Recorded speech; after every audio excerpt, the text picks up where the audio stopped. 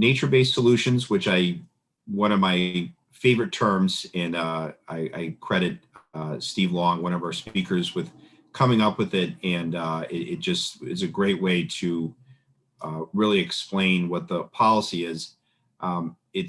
They're critical as we strive to reduce our greenhouse gas emissions. Nature-based solutions can provide up to 1/3 of the emission reductions needed by 2030, as required by the Next Generation RoadMap law, can boost jobs and protect our communities. And tonight we're going to learn about nature-based solutions, the potential they have in Massachusetts, updates on Massachusetts environmental state policy, including, of course, the Next Generation RoadMap law, and much more. Our two guest speakers tonight from the Nature Conservancy are Steve Long, Director of Government Relations, and Laura Marx, Forest Ecologist. And a little bit of background, hopefully a lot of folks are already familiar with the Nature Conservancy, but it's a global environmental nonprofit that has impacted conservation in 72 countries and territories with a mission to conserve the lands and waters in which all life depends.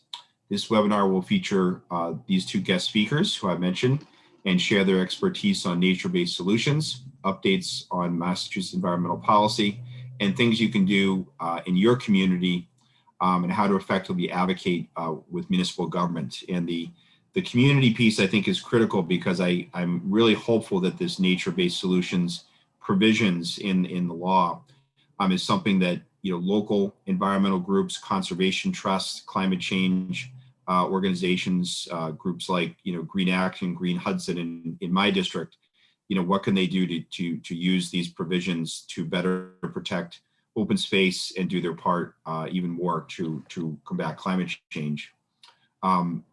Steve Long, I'll do my introduction, delivers groundbreaking solutions to the challenges of tackling climate change and conserving natural resources by influencing public policy and securing funding. We've worked together for many years, and he has led advocacy campaigns in Massachusetts by collaborating with diverse stakeholders to enable the investment of billions of dollars in prioritized nature-based solutions. Laura Marx works on a wide range of environmental policy, forest science, and conservation work. Much of this work aims to increase the use of nature climate solutions, actions that reduce greenhouse gas emissions and increase carbon storage in forests, farms, and wetlands. And she also leads the 4 states Green Mountains to Hudson Highlands linkage partnership, which works to protect the wildlife corridor that stretches from southern Vermont to northwestern Connecticut. Laura has a PhD in forest ecology from Michigan State University. After the presentation, there'll be a Q&A session. We already have a few questions from some of the folks already here in the webinar, which I'll be asking first, and then I'll be asking further questions. So looking forward to the conversation, and now I will hand it off to Steve Long. And thanks again to Steve and to Laura for presenting tonight with all your expertise and advocacy. Steve, you're on mute. Thank you, Laura. Thank you, Senator Eldridge. It's been great collaborating with you over time, and seeing you embrace nature-based solutions, seeing you lead on things like the water infrastructure law and this next-gen climate bill. And it's great collaborating with your wonderful staff too. Seeing Immaculate here, and also Simon, who I've known since he was born. But I'm going to pass it over to Laura, who will start, and then we are going to take turns during the presentation. So Laura. Great. Thank you very much, Steve. And I echo Steve's thanks, Senator Eldridge. Thank you for having us here. And thanks to those of you who joined on a gorgeous spring evening to learn a little bit more about this. So Steve, if you wouldn't mind going to the next slide. So as Senator Eldridge mentioned in the intro, the Nature Conservancy is an international nonprofit conservation organization. We work in all 50 states and over 70 countries around the world. And we work on many things. We protect the lands and waters upon which all life depends, and that includes acting to solve climate change, because that is a threat to all of that work as well as to all of us. Now, if you're here today, I don't need to remind you that it's a climate crisis, climate emergency. People are literally changing the terms with which they use to describe climate change. But fortunately, we know how to solve it. And solving climate change or the climate crisis requires doing three things at once. We need to reduce emissions. We need to reduce our use of fossil fuels and get onto clean energy. We need to remove emissions, and we need to build resilience, adapt to these emissions. And that center and last phase, and Steve, it's possible if you didn't hit space that you have timings on, which you might want to just check if you didn't do those yellow things. What Steve and I are gonna focus on today is that piece of removing emissions, fossil fuel, greenhouse gas emissions that have already been put into the air as climate pollution, and also that idea of building resilience. But again, we work on all three of these in our day-to-day work. And Steve, if you wouldn't mind going to the next slide, please. So these terms can be challenging, and there's actually a whole other wrinkle when you go internationally, because people use nature-based solutions in the way that we use natural climate solutions here. So I just wanted to start just to describe that nature-based solutions, to my mind, are using nature to solve a problem. You can use nature to clean your water, clean drinking water. You can use it to increase your resilience to storms, to sort of block storm surges on the coast. You can use it to solve public health problems, right? Nature therapy is a whole thing now. A subset of nature-based solutions is natural climate solutions. And that's what Steve and I are really going to focus on today, is that subset of nature-based solutions that really get at removing and reducing carbon emissions. And you'll hear us again and again come back to this triad of protect, manage, and restore. Steve, if you wouldn't mind going to the next slide, please. So natural climate solutions are ways to protect, restore, and better manage our forests, farms, and wetlands to reduce and/or remove carbon emissions. Next slide, please. And around the world, natural climate solutions have an enormous potential to do this. So globally, natural climate solutions are estimated to be able to reduce or remove 11 gigatons of carbon dioxide equivalent per year. And that is, as the senator mentioned, about a third globally of what needs to be done to meet our Paris climate change agreements. There's a couple things I want to draw your attention to in this slide. The first is that at the top, you see that that clean energy part of the circle is bigger than the nature part. As powerful as nature is as a tool to address climate change, the biggest thing that we need to do is to stop using fossil fuels and to get on to clean energy. And it's important to remember that, because while natural climate solutions are a really hopeful and exciting part of the story, they don't get us off the hook for making those really difficult choices and policies to reduce our use of fossil fuels.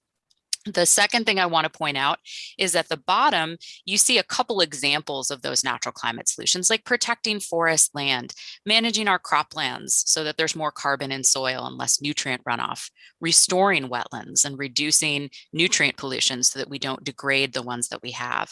And you can find a lot more out about this at natureforclimate.org, which has explainer videos and scientific papers and case studies and anything you could want to learn more about with natural climate solutions. Now, here in Massachusetts, the natural climate solutions contribution is small but mighty.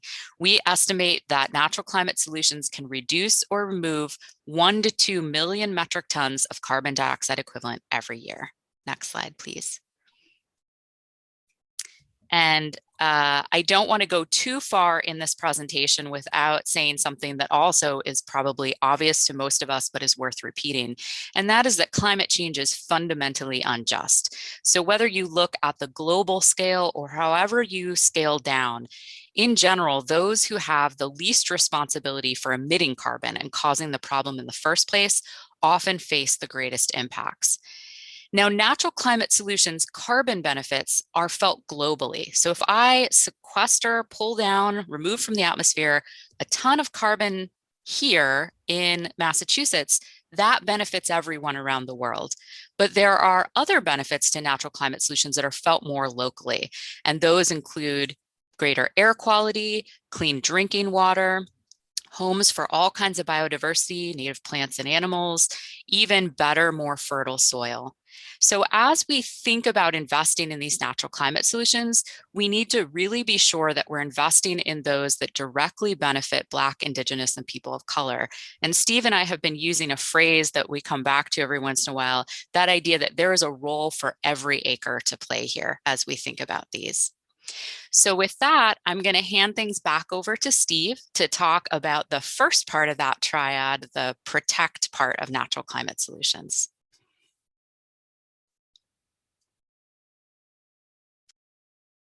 The base of the hierarchy, that three-part hierarchy, or to manage and restore, the preferred option, because when carbon lost, you lose natural working land, and it's essentially irrevocable. It cannot be regained, even if we intensive management and restoration. There's about a 30-year hiatus.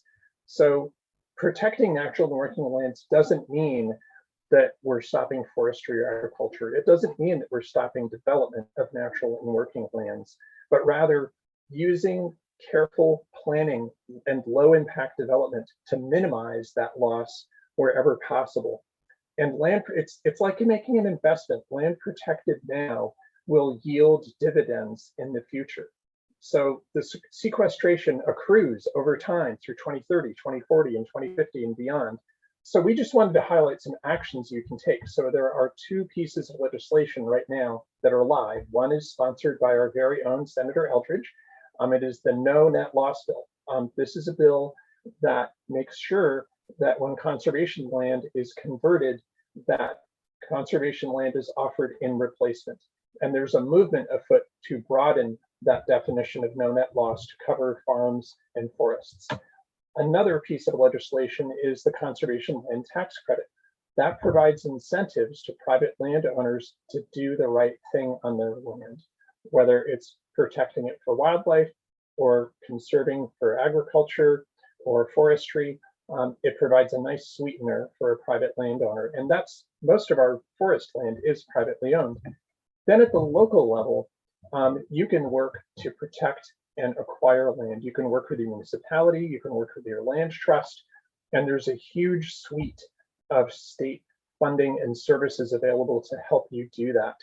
The Land and Water Conservation Fund is federal money that comes to Massachusetts that protects land for wildlife, it protects it for parks, for active recreation, and there are the land and the park grants, both which focus on rural and urban communities. And then there's other programs too, Conservation Partnership and the Landscape Partnership grants. And I'm going to turn it back to Laura. Thanks, Steve. So this this slide is just a reminder to me as much as to anything else that the forests that I'm going to talk about in the manage and restore parts of that triad, these forests fight climate change in many ways. And as Steve just mentioned, it's critically important that we don't lose these forests. If we lose them, we can't argue about how to manage them or think about whether or not they're good sites for restoration. And we're happy to share this with people who are interested in it. It's just sort of a shorthand way to show some of those different ways that forests and urban trees and wood all play a role. So Steve, if you could go to the next slide. So in terms of land management, I'm just using a forest-based example here. So one natural climate solution is improved forest management. And sometimes improved forest management implies to people that the current management isn't good. That's not what it means. It's really about thinking about carbon as one of the primary values that's driving your management. You guys have a great organization based right here in your district, Senator, the New England Forestry Foundation, and they actually refer to this as exemplary management to sort of point out this is going above and beyond. And improved forest management can look like a lot of things. It can include forest reserves where you set aside forests and you don't do commercial timber harvesting, and they can store carbon for centuries. You can see in this picture on the left, we've got some really big trees, but we've also got small trees. We've got every age and size class growing back there. There's also a big tree down on the ground adding carbon to the soil. So that's one part of improved forest management. Another is carefully managing forests for many values, including timber. And so on the right here, I have a building some of you may have visited. This is the Olver Design Building at UMass Amherst. And it was designed using a lot of wood to substitute for more fossil fuel intensive concrete and steel. It's also gorgeous if you have the chance to visit it. And there's another real showcase of a building at the Walden Pond Visitor Center, which might be a little closer for some of you. I have listed here some community partners because with improved forest management, there's sort of a big difference in when people ask, what can I do? It sort of depends. Do you own and manage land, or are you asking as more someone who's interested who doesn't own land? If you are lucky enough to own a forest, or you work with a land trust that owns a forest, or your town forest, there's a lot of resources, including a list of forestry and conservation professionals on the UMass Amherst Extension website, which is masswoods.net. And the Nature Conservancy and many other partners, including the US Forest Service, have just developed a list of carbon beneficial forestry practices. We're finishing up the carbon modeling on those now, and we'll have a document out that will be much more user-friendly than the list I could send you now that'll be out this summer. And if you don't own forest land, there's still a lot of ways you can get involved. You can think about buying local wood if you're doing a project in your house. You can read up on these issues, and especially on the idea that we need sort of a range of types of management, a range of age classes and forest types across the landscape. And if you could go to the next slide, please, Steve. On the restore side, the example I'm going to give here is city tree planting. And we are really lucky in Massachusetts to have one of the best examples of a successful city tree planting program. It's called Greening the Gateway Cities, and it's run by the Mass Executive Office of Energy and Environmental Affairs, as well as the Department of Conservation and Recreation.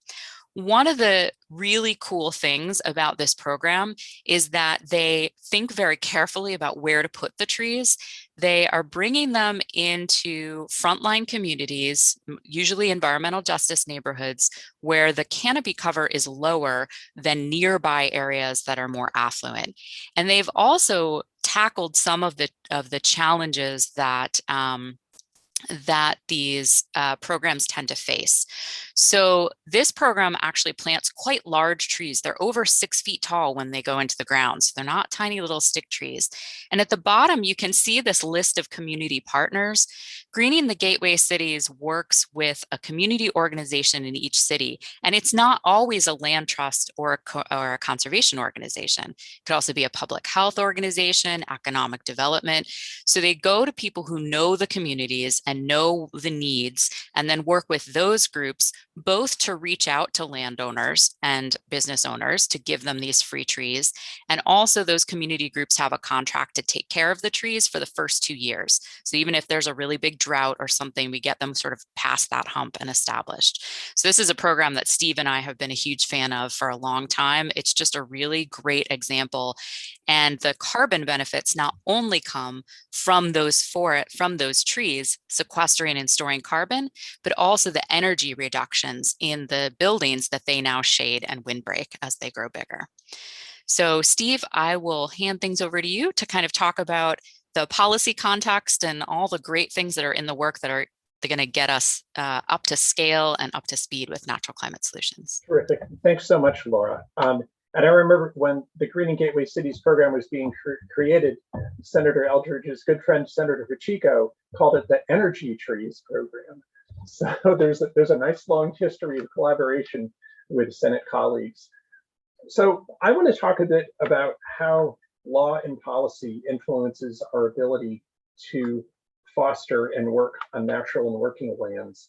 So when you think about the overall big frame, the Next Gen RoadMap bill made a pretty significant change in the way we think about greenhouse gas emissions, because it changed the goal from an 80% reduction by 2050 from 1990 levels to net zero. It also changed the way that we think about nature. Under the old law, we only counted the emissions that came off the land.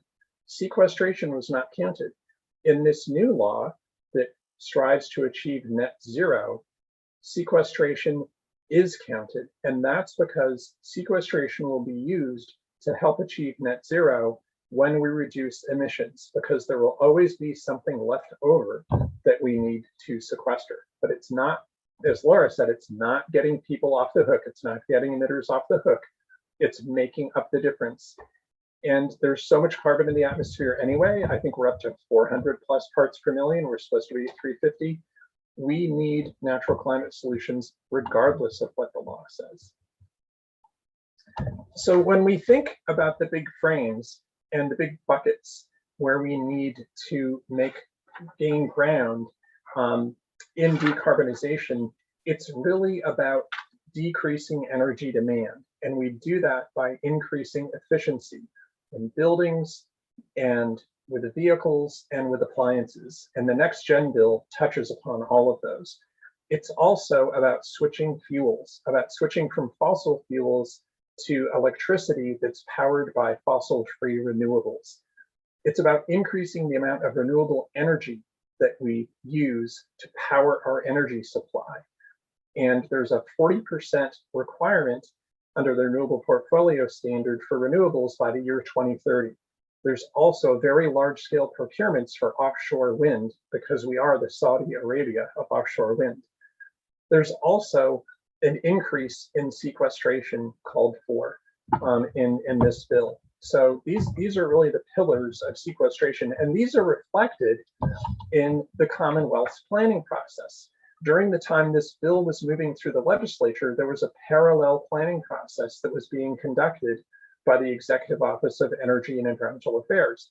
And Laura and I partnered with a number of other conservation NGOs to lead the Land Use and Nature-Based Solutions Working Group that was part of the State Climate Council that has the wonky name of the Implementation Advisory Committee. So EEA worked and hired consultants to do a decarbonization roadmap study. They were basically looking at what we need to do to decarbonize Massachusetts by 2050. They looked at 8 different scenarios: population, demographics, the economy, the weather, a whole wide range of things that influence the amount of energy demand we would have. And then they looked at pathways to help us reduce greenhouse gases and decarbonize our economy. That's the study out to 2050. But the old law required that there be a plan for every 10 years. And that's the Clean Energy and Climate Plan that set forth the most compelling or the most meaningful actions that we can take in policy between now and 2030. So that plan was, and the RoadMap study were put out in December 2020, as was the climate bill. So guess who didn't get a quick vacation? The legislators and the policymakers. So the Clean Energy and Climate Plan was out for public comment until March 22nd. And I'm going to go into that a little bit more here. So we've been down this road before in Massachusetts with climate planning, with climate legislation. So it's really important to think about what was different this time. And there really were some quite significant different things. And it was really fostered by folks who were working on climate justice and environmental justice. And there was a lot of collaboration with them on the Next Gen bill and also in the planning process. And our working group and the others on the Climate Council collaborated with the Climate Justice Working Group, and we came up with a set of principles by which we want the Commonwealth to develop and implement climate policy. We want, the principles included: prioritize and anchor equity and justice, support a people-centered approach, take a holistic approach. It's not just about the energy. Use the best available science, technology, and data. Support partnerships and collaboration. Too many times we just focus on the relationship between state and municipalities. NGOs and partners are so important. And ensure that we're being consistent in our efforts to be resilient, adapt, and mitigate. We don't want those working at cross purposes. So the plan was out on the street, and EEA just held its last Climate Council meeting on Monday. And because of the changes to the law And because of the extensive comments EEA received, they just announced that they're extending the planning horizon on the 2030 plan until June 2022. It's the gift that keeps on giving. So this gives you a synopsis of some of what was heard. And the beauty of this is a call to action for you all. This is a call to action for Elders Climate Action, for the Mass Climate Action Network, and people who want to have input, because EEA realized it can't just rely on the advisory council. It needs to have a more robust stakeholder engagement. So put on your seatbelts and get ready to go. Another thing that was new that happened is the Nature Conservancy and our partners led an effort to make sure that the Next Gen Roadmap bill included language that really required EEA to double down on natural and working lands. It required EEA to do a baseline. What's the current status? It requires EEA to set a goal for emissions and storage. And it requires EEA to develop a plan and to do stakeholdering to inform that plan. And that plan will inform policy, it will inform programs, and it will give stakeholders a chance to have input. So there's another opportunity for you all. This will be separate from the revision of the Clean Energy and Climate Plan. So I always like ending with this quote from Christiana Figueres. She's been involved in global climate change. I'll just give you a second to read that and digest that.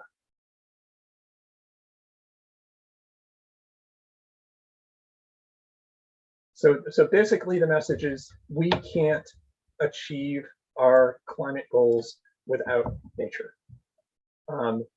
So that ends our presentation, and we totally appreciate the opportunity to present today. Thank you very much, Senator Eldridge. And we're more than happy to have a dialogue with folks and hear questions. And I think it probably makes sense for me to stop sharing the slides. And if people do want me to go back to a slide, I can do that. We will send the slides off to folks as a PDF document so you have them. But why don't we open it up for questions? Terrific. Well, Steve, thank you so much. Laura, thank you so much. Really appreciate the presentation. Again, great to see so many folks in the webinar, both constituents and people across the state who are environmental or climate change leaders. And I do want to thank my legislative aid and environmental policy advisor, Immaculate Mchomi, who's helped do a lot of the prep for this and helping run the webinar. And so we already received a few questions, and I'm going to take senatorial privilege and ask a question that I had that I know, Steve, you and I have had a couple of back and forths about, and this really came from my going to the Harvard Conservation Coffee, the Concord Conservation Coffee, so all these longstanding environmentalists, and you talked a lot about the process that's been ongoing for a couple of years, and it sounds like it's going to go a couple more years, is in terms of the nature-based solutions provisions, and often the conversation at the local level, especially with conservation trust, is could there be financial incentives for cities and towns to protect open space, and therefore moving forward on nature-based solutions? So I'm just wondering what your view is on what essentially the executive branch process is in looking at that in terms of the provision that you work so hard on to become law. Absolutely, and I'll invite Laura to augment whatever I add here. So there's already a very robust suite of programs in Massachusetts where state agencies fund municipal and land conservation trust activity through grants, through technical assistance, through support. So when we're talking about nature-based solutions, we're talking about adding carbon sequestration to the equation in policy. But because of all the great activities that are happening with conserve, protect, restore, and manage already in Massachusetts, we are already getting those carbon sequestration benefits, even if they're not being called out in policy, even if they're not being counted towards our goals. It's important to acknowledge that Mhm. people can do this work now. And whether it's working with your land trust to help acquire a local land, whether it's working with your local farmers to help them adopt some dust management practices that are highlighted in the Healthy Soils Action Plan that's going to be released later this month, or whether it's working on a restoration project.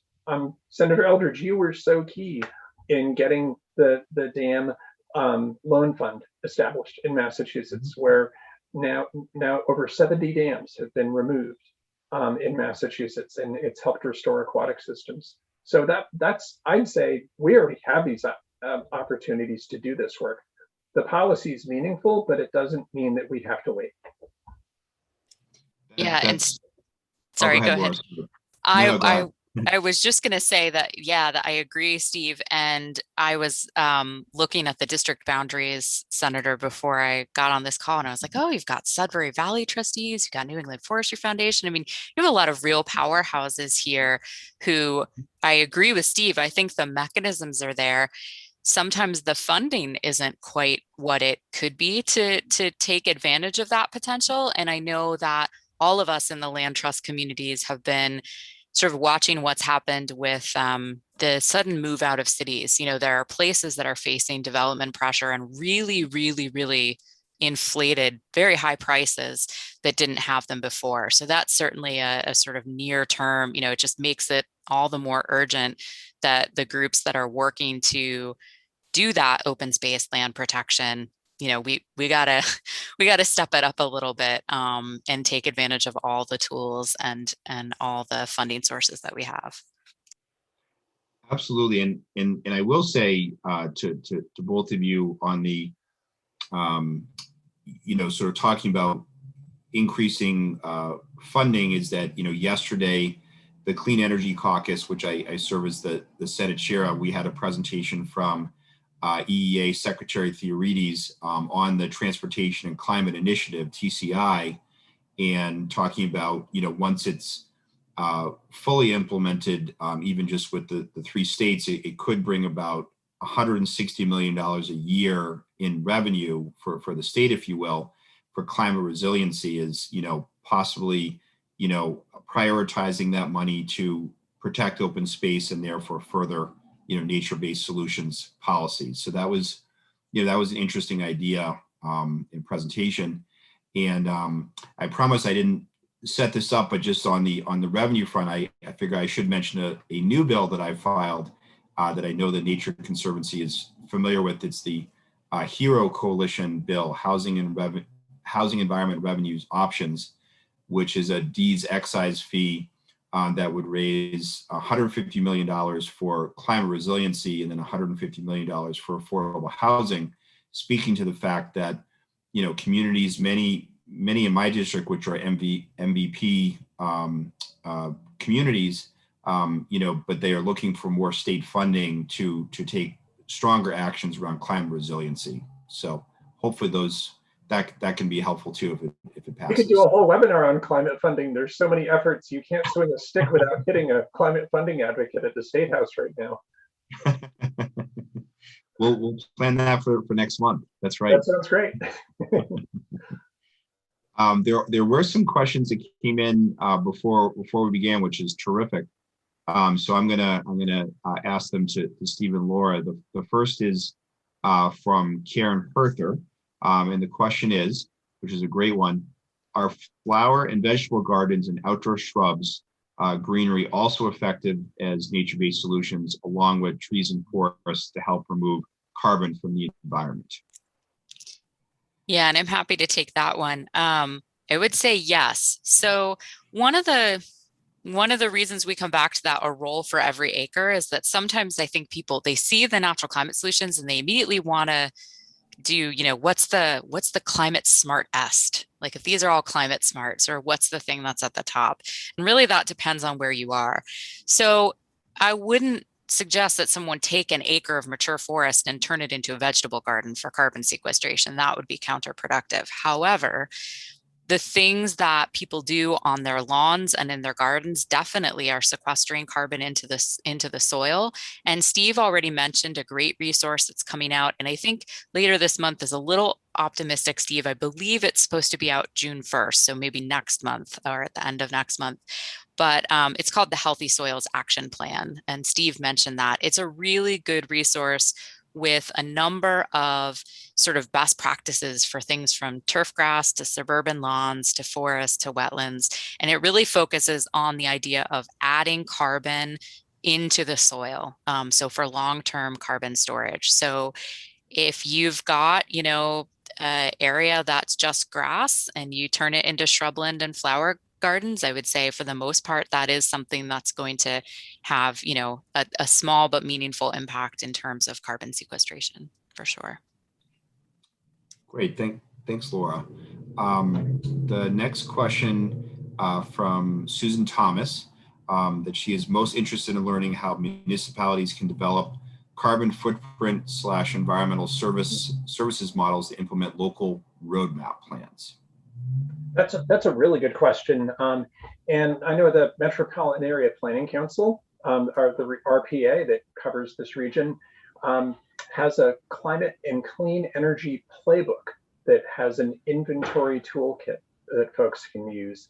ICLEI, which is an international climate organization, also has a toolkit, and the Mass Climate Action Network, which I believe is an affiliate of ICLEI, is a local resource that has some toolkits and things that folks can use to measure and to take action at the local scale on reducing emissions. I know in Acton we have Green Acton, and it sounded like there were some other groups as well. So I think looking locally is important as well.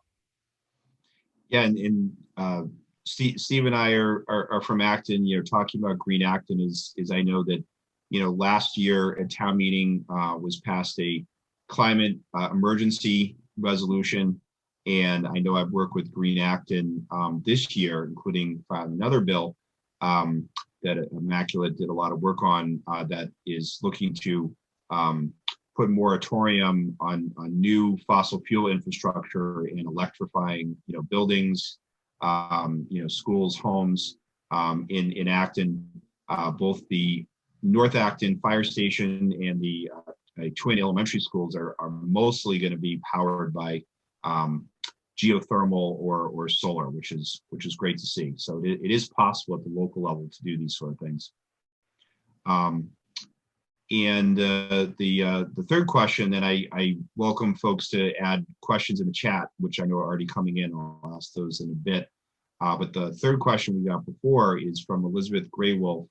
What is being done to slow or counter the ongoing development of massive upscale high-rise commercial and condo buildings that are creating massive highway congestion, air pollution in the Cambridge, Boston area with no greening offsets? So we have people from outside the district asking questions, which is great. So I don't know if that's a good question. I'm not so expert in this area, but I would say it's really up to local zoning.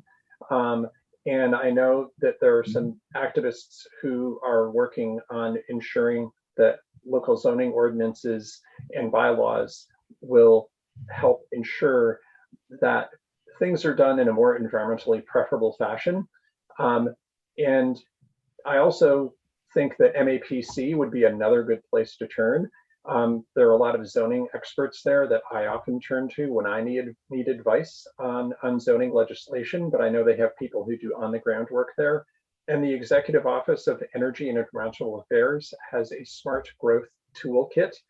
I know this isn't the most satisfactory answer, but not being an expert in the area, I thought I'd try to turn you to some folks who are. Great, thanks, Steve. And we have already, as I said, some questions through the chat. The first one is from Arnie Epstein, who part of Elders for Climate Action, and we've met many times last session on the Next Generation Roadmap bill. His question is on the potential for sequestration in 2050 and whether sequestration can be used to meet the 2030 limit in the Next Generation Roadmap law. That sounds like a good Laura question. The first one, I think I understand what you're asking. So the potential for carbon sequestration in Massachusetts in 2050 across the natural climate solutions that the Nature Conservancy studied in 2018 is 1 to 2 million metric tons of carbon dioxide equivalent per year. So I don't know. That's in addition to what we're doing now. So that's additional carbon sequestration, provided that we act in all these ways that, Steve and I just mentioned to sort of maximize what nature can do for us. Whether sequestration could be used to meet the 2030 limit.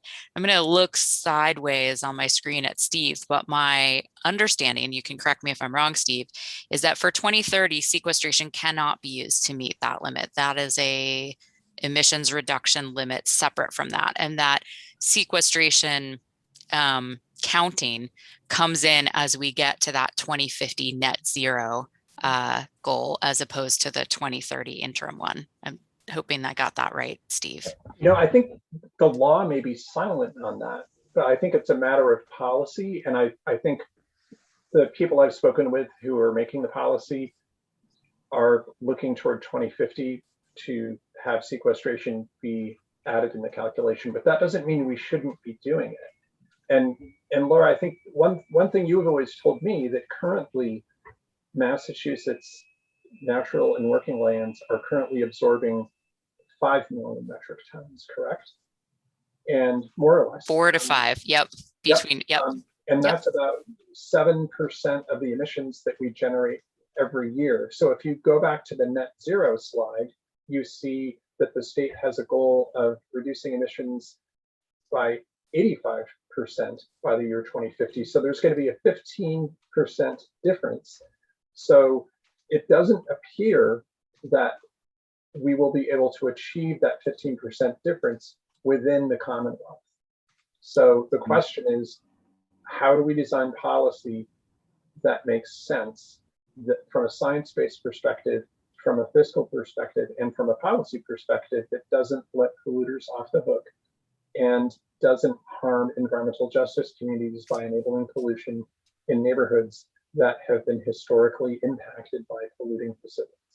So it's a really complicated question. I think the law set up the enabling conditions, it set up a framework, but this is going to be a major, major dialogue that needs to happen in Massachusetts. And I hope and encourage that it be a broad-based stakeholder process as well. Excellent. Thank you, Steve and Laura. There is a question regarding state forests, and I know this has been a bit of a sensitive issue out in Western Mass around the cutting of trees in state forests, and I guess probably to the point of forestry management. And I'm thinking this might be a question for Laura. Is just, I don't know if you have thoughts, or the Nature Conservancy, looking at the discussion around some concerns, especially I think out in Western Mass, about too many trees being cut down in state forest or forestry management. So I'm wondering if you might be able to comment on that. Yeah, I'm happy to comment on that. And for context, I'll say that, today I'm presenting to you guys, and yesterday I was talking about the ins and outs of carbon modeling with foresters, so there's strong opinions on all parts of this issue. I'm going to borrow a phrase that my colleague Mark Anderson coined, that I've been shamelessly using ever since. It's very important not to reduce forests just to carbon, and particularly not to reduce them just to the carbon that's standing on them now. But my colleague Mark says that saying that forests are only good for carbon is like saying that humans are only good because we're good. We have a lot of calcium in us. I mean, it's just one element and it's one piece. And so the Nature Conservancy's position has not been to press for a cutting moratorium on state forest lands for a variety of reasons, including that we think there's a lot of values of forests, from recreation to wildlife habitat to restoration, that sometimes require cutting. We also have experience from our own preserves. We've had places that were probably pretty poorly managed in the past before we got them. They've been sitting there for 40 years. they're not on the track that we thought they would be. They're in need of restoration, and in some cases that is going to require some cutting. We also use a lot of wood here, and we import almost all of it. And while it's a very tiny amount that comes from within any Massachusetts forest anyway, we also don't necessarily want to be pushing that off to places that are less able to advocate for stopping cutting in their areas. That said, this is a tricky issue because the places that we all walk and enjoy are meaningful to us on many levels. And I just want to acknowledge that there's a lot of different values at play here. The science does not support stopping cutting every single place, but that is of little consolation if this is the place where you took your kids for hikes and where you go bird watching, and all of those things I think are important, and we just need to be honest about this being a challenging issue and clear about which of those values we're talking about. So hopefully that's at least a partial answer. Yeah, and I really appreciate the very thoughtful answer, because I know that there have been a lot of folks, again, a lot from Western Mass that have made many trips into the State House on a couple of bills around this. So I really appreciate that perspective. Sort of related, and not to get the Nature Conservancy to tackle these often politically hot potatoes around solar versus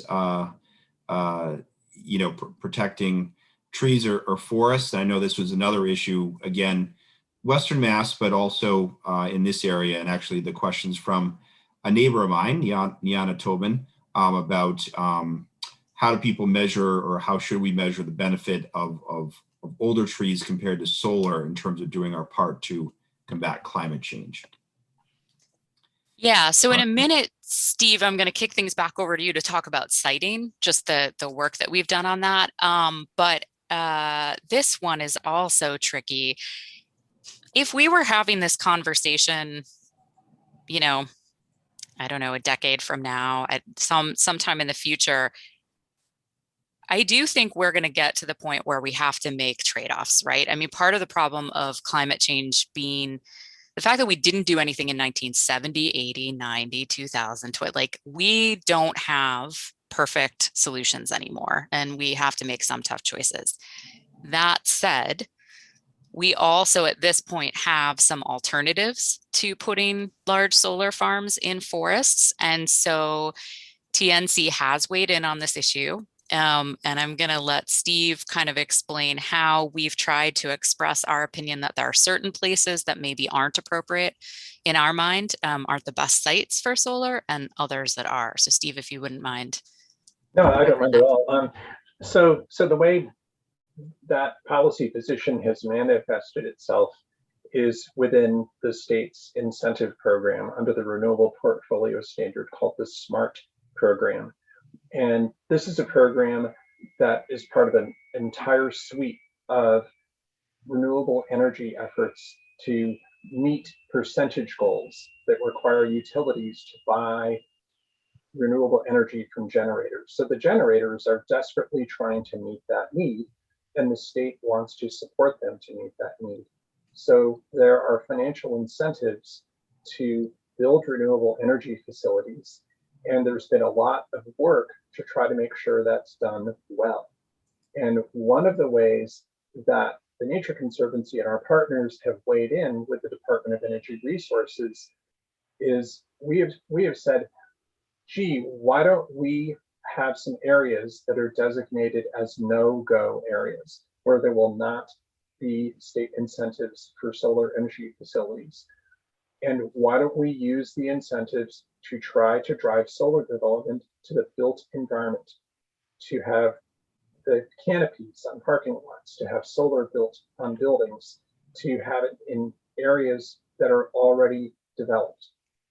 So there's a tiered structuring of the incentives that provide more incentive for solar facilities that are developed in the built environment and fewer incentives for solar facilities in green fields. And those are the green fields where it's allowed, the incentives are allowed. There's a whole wide range of places where the incentives are not allowed. And this is codified into the Department of Energy Resources regulations. There's a very similar approach to hydropower, but we're not, we're talking more about the natural climate solutions part, but that's been our approach. We know that the development is coming. We know the state wants to incentivize it. And rather than throwing up our hands and say, stop, we say, let's do this with the best available science. Let's do this in a way that informs the siting and the operation of these facilities, and even the fuel that comes to the facilities and the way it's transmitted. And it's still not perfect. But our laws and regulations and programs are held up as models throughout the country. The Nature Conservancy recently produced a report talking about different ways different states foster renewable energy. And our SMART program was held up as a model. Although it's not perfect, it's one way to approach it that helps reduce the impact. And I like using the phrase environmentally preferable because I don't think there's anything that's environmentally friendly. It's an environmentally preferable approach. Thank you, Steve. Thank you, Laura. Appreciate that. Question from Jen Boudry, good Green Shrubs ally from Marlborough. And something I think, Steve, you and I have talked about a little bit, but how is information about open space protection resources or funding distributed to landowners and local officials? What would be your advice for that? That's a good question. This might be a tag team approach with Laura. I think that there are people who work for municipalities whose job it is to think about natural resource conservation. There are also so many great partners out there like Sudbury Valley Trustees, the New England Forestry Foundation, and others who work with private landowners to try to provide those suite of incentives that municipalities and state agencies provide to make it economically feasible for somebody to conserve their land. And there are several ways to do that. A landowner can outright sell their land to a conservation trust or a municipality or a state agency, or the landowner can put a conservation restriction on it and continue to own the land, but have their activity restricted to things that won't harm the land in the long term. So those are some of the things that I can think of off the top of my head, and I welcome Laura to offer any to augment that, or if we're good, we're good. No, I think that was great. I think the only on the landowner side, what you said is right on, that we are lucky that we have so many land trusts in Massachusetts, from local to state to regional to national, and landowners are approached with messages about conservation very often. If they enroll in the Chapter 61 program, if they have a service forester come out to their land, if the land trust that's local is interested in their land for ecological or other reasons, they'll reach out. So there's that proactive outreach, as well as a whole slew of professionals within UMass Amherst Extension and others who try to get that out. That said, for some of we've encountered this when we've worked on wildlife habitat, wildlife corridors. The people who have like a lot of land, they've got 100 acres out in Western Mass and it's got gorgeous forest on it, they're going to have heard this message. But sometimes those places that are maybe smaller, it's a pinch point for wildlife movement, it's a restoration case, they may not have been reached as much. And so there's also a lot of efforts to identify those areas. We're doing it around connectivity. Do those landowners know that if they're interested in conservation, that there's someone willing to work with them? So there's definitely more room to go. And I think the same probably holds for agriculture. You've got a big productive farm, you're going to hear about the agricultural preservation restriction program. But if you have a small little urban farm, that there's certainly more that we can do to get that information out there. Thank you, Laura. Thank you, Steve. Another great question from Arnie Epstein. As Steve, as you had mentioned in your presentation, the clean energy climate plan has been delayed. We want to do community outreach now. Is there a presentation we can use to inform residents and town officials about what they should be doing and planning for us to meet the 2030 limit? I'll answer that in two parts. Nice to see you, Arnie. So one part is when EEA presented its update on the Clean Energy and Climate Plan to the Implementation Advisory Committee on Monday, they provided a slide deck that talked about their path forward. They talked about what they need to do to revise the Clean Energy and Climate Plan based on the public comments they received and based on the changes in the law. Then they also had a slide or two on the no regrets actions that they can take regardless of whether or not the plan is done. That's the big state policy frame. So if you want to remain engaged, there are ways to do that. And I'll send that slide deck to Immaculate, who can share it with people after the presentation. It's on, you can find it on the EEA Global Warming Solutions Act website, but I'll just send it along. But if I'm understanding your question correctly, Arnie, there are so many programs related to natural and working lands and to reducing emissions from transportation, from buildings, and from electricity, where municipalities and local folks can engage and collaborate with state agencies who have resources, that the world is really your oyster. The Mass Climate Action Network has some great resources to share. The Metropolitan Area Planning Council has great resources to share. So there are groups out there that play a different role than the Nature Conservancy that help create those links. We do it a little bit, but there are other groups who have a broader menu approach. So MAPC and NCAN are two of those groups that can help you. Did that answer your question? It did partially, and I was at the IAC meeting on Monday, and okay. What we're looking for is something that has the, I don't know what to call it, the imprimatur of the state behind it to say, look guys, you know, to our select board, to our planning board, to the residents of Stowe, you know, in particular in Stowe, we've got 3 fairly large developments in the work. And we want to, you know, do what we can to encourage the developer to do high efficiency, all electric homes. If we had a released CECP with, you know, the state stamp on it, I think that would give us, you know, a big club to wield. I kind of look at the CECP as a bridge and not the actual policy, because there's nothing enforceable about the CECP. It's not regulations. It's aspirational. So I think looking at I think the state right now is looking at revising the Mass Environmental Policy Act. MEPA is the broad-based umbrella that's used as a framework when a project either gets state funding, or there's a state permit, or there's some other state role. And right now the state is looking at revising MEPA to take emissions, environmental justice, and climate adaptation into account. And that process is going to roll out this summer. There is going to be a lot of stakeholdering to help set up the frame. Then the state will propose revised MEPA regulations and policies. There are all these adjuncts to MEPA that are policies that have meaning, where the developer has to answer questions, and the state may not have a role in enforcing, but those questions inform what local permitting authorities can do. So those inform what the CONSCOM can do, what the Board of Health can do.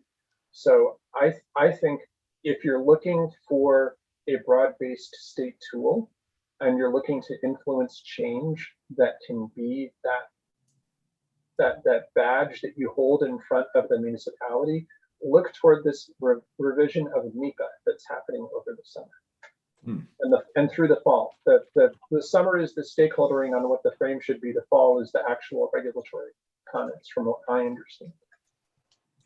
Thank you, Stephen. You're welcome. Thank you, Stephen. Thank you, Arnie. Another question from Jen Brugge around community farms. There's been strong interest in creating community farms in Massachusetts in recent years to protect farmland and communities. What resources are dedicated to helping locals do this? I'm going to punt that one. So I am not an agriculture expert, so I tend to just point to the ones who are. You know, if you were in Western Massachusetts a little more, I'd point you towards Kestrel Land Trust or Franklin Land Trust, both of which do great work with working lands. There's also a really powerful organization called the Northeast Organic Farming Association, the Mass chapter, NOFA Mass. They were part of the Healthy Soils Action Planning process. It's the first time I'd really engaged with them. And I mean, they were on top of it. They had, when we were talking about different policies, they had sort of figured out how much it would cost to rent equipment to help farmers plant cover crops, which is one of the natural climate solutions. They're really good. So unfortunately, that's not my area of expertise. And to some extent, it's not TNC's area of expertise in this state. But I'd say that NOFA Mass, the Healthy Soils Action Plan, New England Food Vision, as well as those local land trusts that focus on working lands like Franklin and Kestrel would be your best bet. And I think Trustees of Reservations does a little bit of work on ag as well, and they're statewide, and they're very well resourced. Thank you both. And I know as a similar question around farms, and I would just direct Maya and Barron for Elders for Climate Action to those resources that Laura and Steve mentioned around farming practices. So I won't ask that question.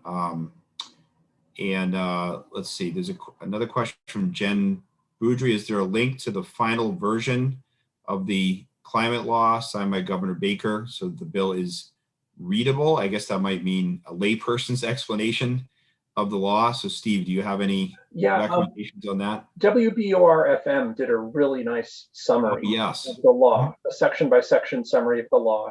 I would not recommend trying to read the law. When a law, oftentimes when the law is written, it's amending existing law. So you need to do a cross-reference to existing law.